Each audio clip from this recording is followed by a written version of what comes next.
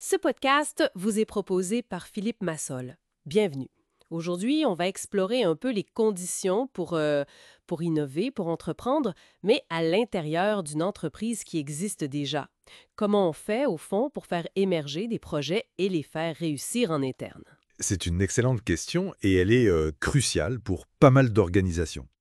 On va essayer de décortiquer quelques idées reçues assez tenaces. Par exemple, le profil type de celui qui porte le projet, la vraie place de l'innovation, le rôle de l'argent aussi, et puis, bon, l'utilité du fameux business plan. D'accord. Commençons par le profil, si vous voulez bien. On a souvent cette image de l'intrapreneur, un peu comme un clone de l'entrepreneur classique. Très confiant, un goût du risque, charismatique. Oui, c'est ça l'image du super-héros un peu. Mais bon, c'est largement un fantasme, hein. Peu de créateurs, en réalité, correspondent à ce portrait robot. Le charisme, par exemple, ça s'acquiert souvent avec le succès. On pense à Zuckerberg qui, au début, était plutôt réservé. Ah oui, oui. Il a dû travailler dessus. Et pour le risque, c'est encore plus intéressant. Une étude sur des super entrepreneurs a montré qu'ils avaient plutôt une aversion au risque. Ils cherchent surtout à le contrôler. C'est étonnant ça. Donc l'idée qu'il faudrait attendre l'employé providentiel, la perle rare, pour lancer un projet. C'est un peu une fausse piste, oui. Il n'y a pas de profil unique. N'importe qui, en fait, un magasinier, un ingénieur, peu importe, s'il a une bonne idée et la motivation, il peut porter un projet. Le plus important, c'est pas tant la personne que la structure qu'on met en place pour accompagner ses idées. D'accord. Et innovation dans tout ça, ça semble être le maître mot. On voit des études comme celle de McKinsey qui montrent que les managers comptent beaucoup dessus pour la croissance. Oui, l'innovation, tout le monde en parle. Mais attention à ce qu'on met derrière ce mot. Innover, c'est juste introduire de la nouveauté. Le point important, c'est de viser l'innovation réussie, c'est-à-dire une nouveauté qui intéresse assez les clients pour que l'entreprise, au final, y gagne plus d'argent. Donc une innovation utile économiquement parlant. Exactement. Le reste, même si c'est brillant sur le papier, ça risque d'être de l'innovation pour rien, du gaspillage. La valeur pour le client et l'entreprise, c'est ça le cœur. Et en parlant de gaspillage ou de ressources, quid de l'argent? On entend souvent «Ah, si seulement on avait le budget». C'est vu comme le frein numéro un. Et pourtant, le paradoxe, c'est que avoir trop d'argent trop tôt, ça peut être néfaste. On l'a vu avec certaines startups qui lèvent des sommes folles et qui échouent lamentablement. Après avoir tout brûlé, souvent en communication d'ailleurs, hein. Ah oui. Oui.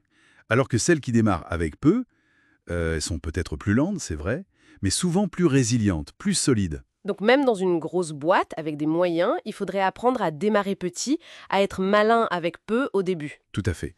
C'est ce qu'on appelle démarrer pauvre. Ça force à être ingénieux, à tester les choses essentielles sans tout de suite dépenser des fortunes.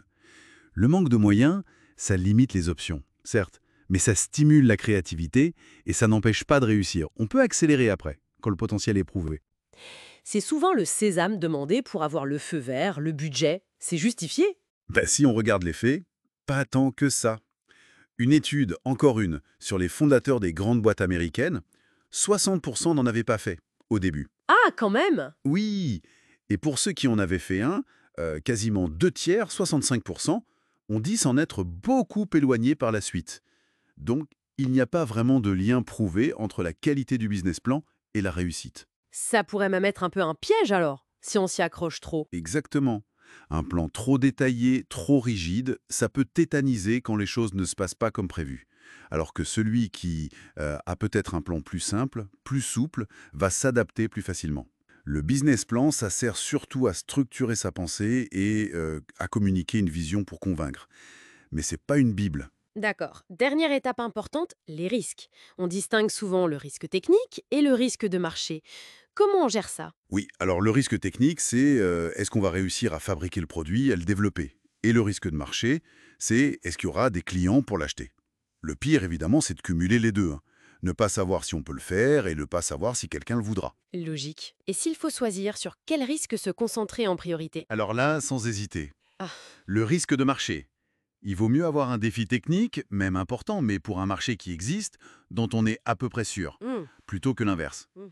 Un produit parfait techniquement, mais dont personne ne veut. Il faut tester le marché très vite, c'est ça? Voilà. Le plus tôt possible, même de façon très simple. Mieux vaut un échec rapide qui coûte peu qu'un investissement énorme dans le vide. On a cet exemple connu du yaourt anti-rides.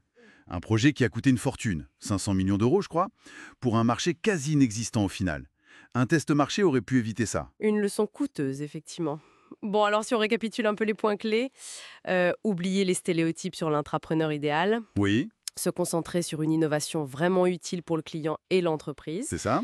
démarrer petit, avec agilité, même si on a des moyens, Apprendre vite, ne pas sacraliser le business plan, et surtout valider le marché avant tout. tout à fait. Ce sont des stratégies qui demandent de l'agilité et une bonne dose de réflexion stratégique orientée action. D'ailleurs, pour ceux qui voudraient approfondir ces compétences commerciales, cette pensée stratégique pour développer leur projet en entreprise, ils peuvent tout à fait échanger avec Philippe Massol sur LinkedIn. C'est une bonne piste. Très bien. Et pour nous laisser avec une petite question à méditer, si ce n'est pas le business plan parfait, quelle serait alors la toute première action, simple, concrète, qu'on devrait faire pour vraiment tester une nouvelle idée en interne?